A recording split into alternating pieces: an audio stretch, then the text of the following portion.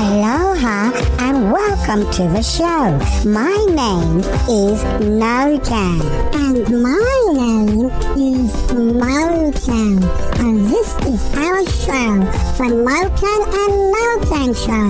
This show is all about inspiration.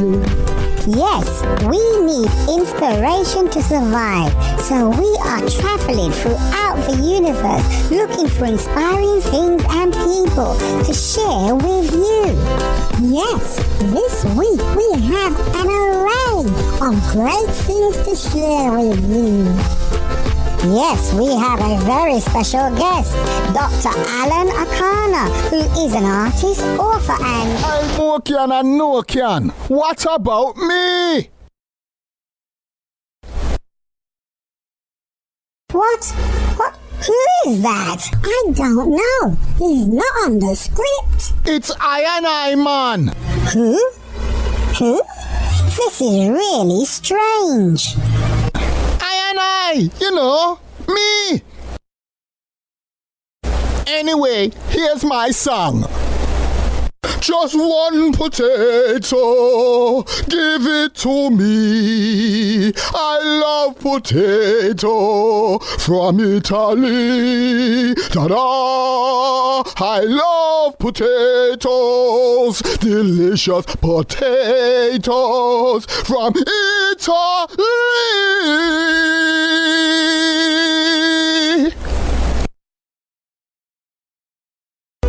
Wow. Interesting. Yes, very interesting. Anyway, on we go with the show. I hope you're ready. This is gonna be a great one. Aloha, I'm Alika Kanikoa.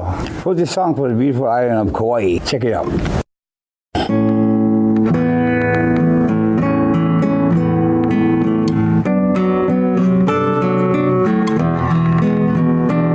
There's an island in the sun made for you and everyone, my Kauai, my home. Streams flow slowly to the sea from the mountain of Waiariari, my home, my Kauai. From Fern Grotto, where the crater birds soar, to Kalau, or where the mighty grow, you will find me standing there on my island, my home.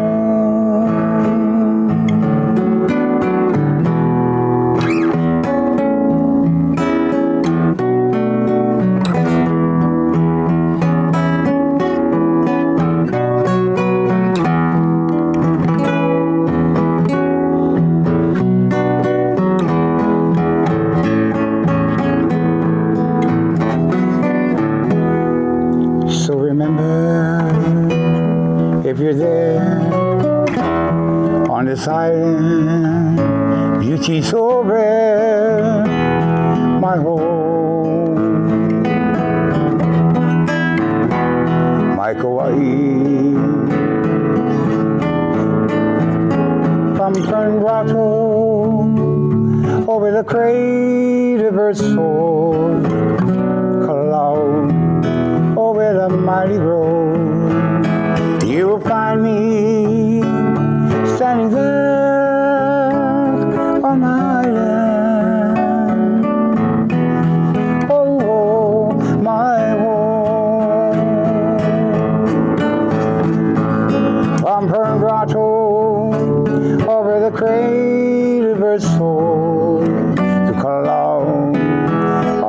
mighty grove, you'll find me standing there on my land, my home,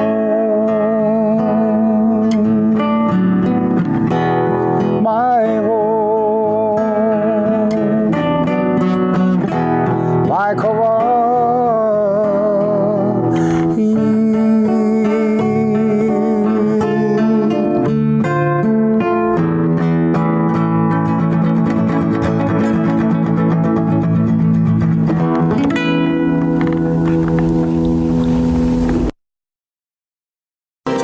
Mokan, I'm in love. That song is so beautiful. It makes me want to dance. Me too. Let's play it again. From Fern Grotto over the cradle bird's soul to Cologne over the mighty grove, you'll find me standing there on my land.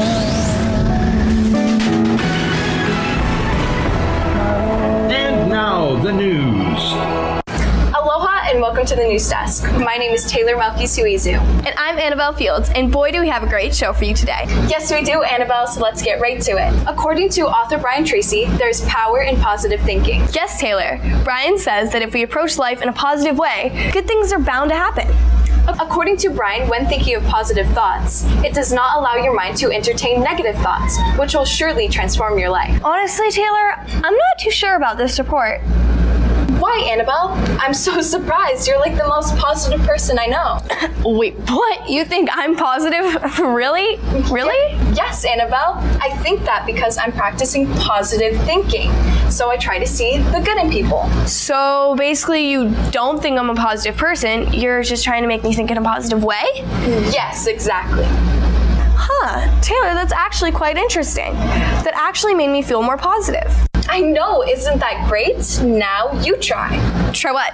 Try say something positive about me. Excuse me, I'm sorry, but you're gonna have to go a long way until I can say something good about you. Come on, Annabelle, just try. It will make you feel good. Just try. Okay. Taylor is a wonderful person with talent and ability. That was weird. I really need to work on that whole people complimenting positive thinking thing. Well, it felt really great to me. Like a real nice, warm feeling. You're awesome. Oh no, Taylor, you're awesome. I guess we both are awesome. Give positive thinking a try. It really will make you feel happier. Thanks for watching. See you next time. Aloha.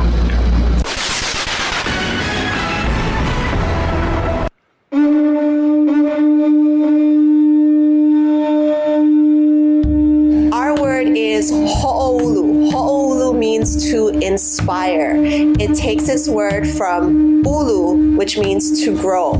Ho'olu, to inspire. Let your life be an inspiration. Are you inspired? It's the Mokan Nokan show. It's the Mokan Nokan show. It's the Mokan Nokan show. It's the Mokan Nokan show. It's the Mokan Nokan show. Model airplane crafted from plastic and cheap sticky glue.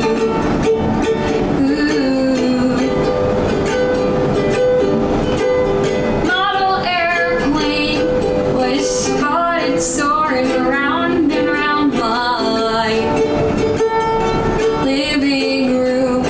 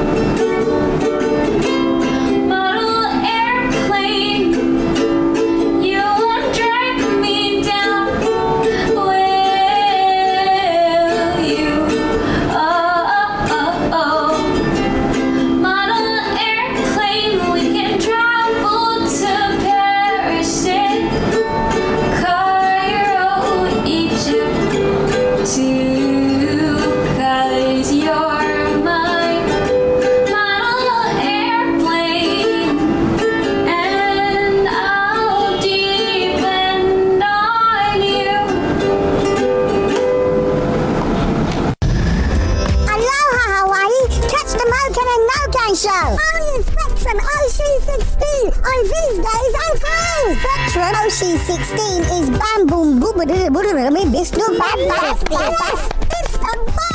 So make sure you tune in and watch the Mokan and Nokan show. We have so much great stuff to share with you.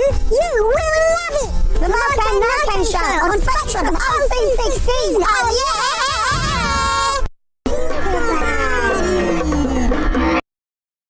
Tell me, I forget. Show me, I remember. Involve me, I will understand.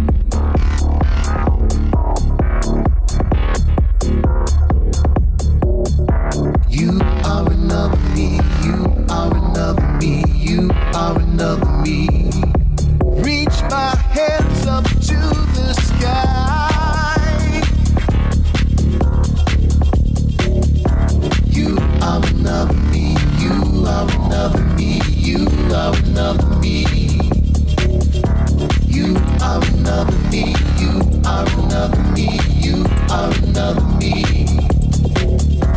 You are another me. You are another me. You are another me. I wanna tell you that I love you.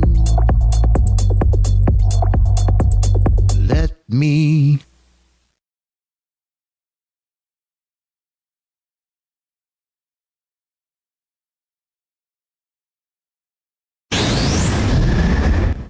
I wonder what makes a tree grow, and how does it know when it's a tiny seed? Which way is up and which way is down? When it's deep underground and it's dark and can't see. Are you inspired? Hi, I'm Alan Akana. I am a native Hawaiian author, artist, and also a pastor. I wrote a book called The Volcano is Our Home, 9 Generations of a Hawaiian Family on Kilauea Volcano. I also watercolor the flowers of Hawaii, and I'm a pastor in the United Church of Christ. When my son was born 25 years ago and he was taking naps, I decided I needed a hobby. So I began watercoloring the flowers in Honolulu, in the neighborhood in which I live.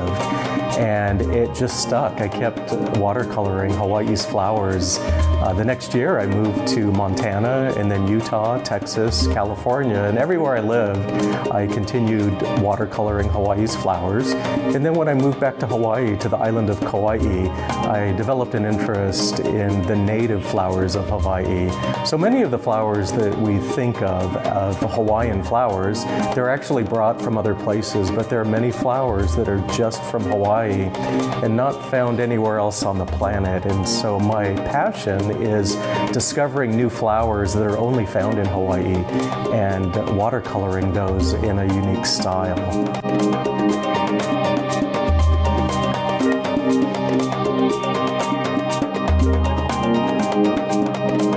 When I began writing the book, it was really just about learning about my family. And the more that I learned, the more I realized that there was a lot of interesting things about Hawaiian culture, Hawaiian religion, and especially as it related to living on one of the world's most active volcanoes. I didn't know it at the time, but for between 1,500 and 2,000 years, my ancestors had lived on this volcano, and they had developed a life and culture in relationship to the volcano. And some people think, oh, relationship, that really, applies to people. But my ancestors really had a very strong relationship with the volcano and Madame Pele, who is the volcano goddess. And so the book really tells the story of what life was like on the slopes of Kilauea volcano, beginning in 1756 when my great-great-great-great-great-grandfather Kahekili was born there in a little fishing village on the lower Puna coast. So anyway, I learned about what life was like for him and what it was like for the people in that village, even before Captain Cook came and there were any outside visitors. Because before his generation, none of the Hawaiian people had ever had any contact with anybody outside of Hawaii. And then each generation that I learned about, I discovered that there were major events that happened. So for example, when Kahekili was born, Captain Cook hadn't arrived yet. He arrived during Kahekili's lifetime, and that really changed everything for the Hawaiian people, including the people that lived on the volcano. And then the next generation, when his son Kawekila was born, Kamehameha was uniting all of the islands, and that really had a major impact on Puna, where the volcano is located, in many ways that a lot of people don't even realize. And then each generation had something very major happen like that. And so the book really walks the reader through what life was like during this fascinating period in Hawaiian history, and what some of these changes were that took place that really changed the life and culture of the people that lived in Hawaii. So I decided to put some pictures in the book. This one here is of my great-great-grandfather, Harry Keli'i Ho'omalu. He was actually a police chief in Kalapana, which is on the slopes of Kilauea volcano. know. And his wife, my great-great-grandmother, was called Keaka, Keli'i Ho'omalu as well. He was called Tutu Man by his grandchildren and great-grandchildren, and she was simply called Tutu, which means grandmother or grandparent in Hawaiian. They were both full-blooded native Hawaiians, and they raised my dad's brother and sister, Poli and Darling. I loved learning stories about them because they were both born back in the 1900s, and yet she lived until 1959, just the year before I was born. So most of my cousins knew her very well, and to me it was unusual knowing people that actually knew their great-great-grandparents because I had never met them. I'd only known one grandparent in all my life. So most of my cousins are older than me, and they knew Tutu really well. This picture here is of my great-grandfather, Wong Sing Akana, and he's holding the hand of my father, Henry Ale Akana. So one of the reasons I like this picture, it's one of the few pictures I've ever seen of my great-grandfather. He's the one that actually raised my father along with his wife, Ka'ilianu Ka'upuiki. So my dad was hanai'd or adopted by his Chinese grandfather and Hawaiian grandmother. They raised him in the same neighborhood as his parents, who were my grandparents, but he always thought of them as being the parents who raised him. On the next page, I have a picture of my grandfather. So this is my dad's father.